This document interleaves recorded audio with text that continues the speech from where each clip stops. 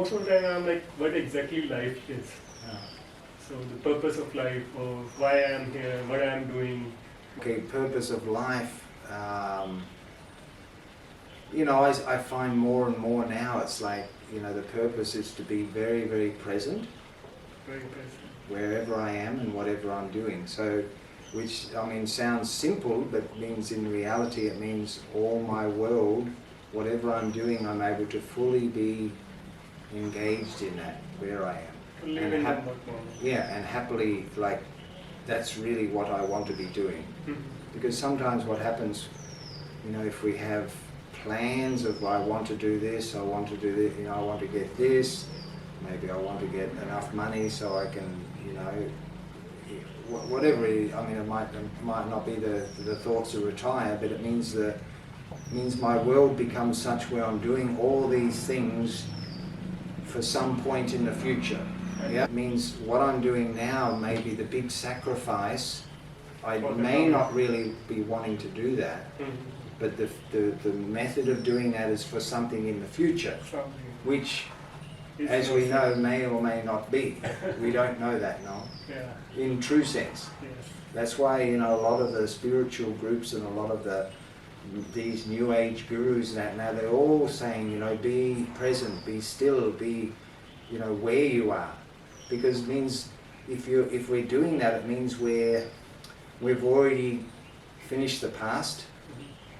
We're not thinking over, you know, especially the way if something happens and we think, oh, you know, I've done this, I've done that, and then we keep going back, dwelling back to that scenario, thinking, oh, I should have done this and should have done that, and if this had happened, then I would have, you know, like that type of thinking. That's one type of thinking, but that will pull us away from the present moment.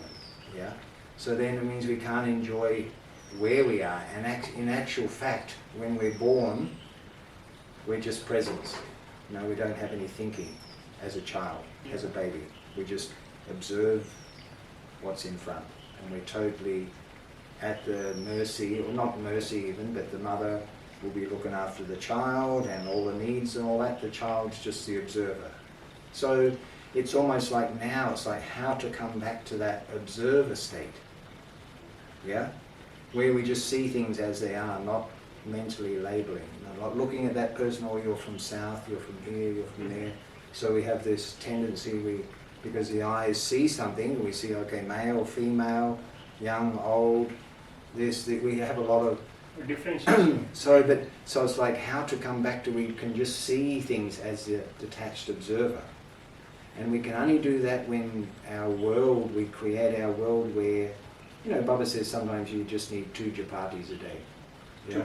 2 chapatis for eating. 2 chapatis. When he says this type of thing, it means that, okay, do what we have to do for our livelihood, but not have that, like, you know, like, and then do the rest of service, you know.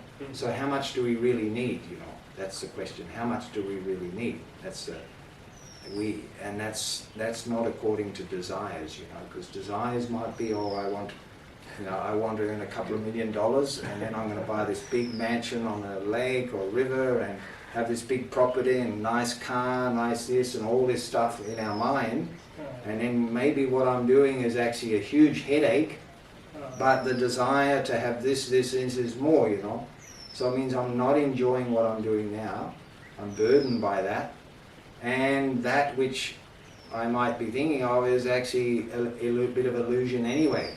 Because it may be, I mean, many people have that where you read their life stories and they have this strong determination and they work towards that, that's fine. But in the true sense, I mean, I think even more now, because things are so unpredictable, that our future, what we, you know, is a question mark anyway, how things are going to be managed. So, like we can say that the true meaning of life is to live in present moment and not to run after desires. Well, if we want to live freely.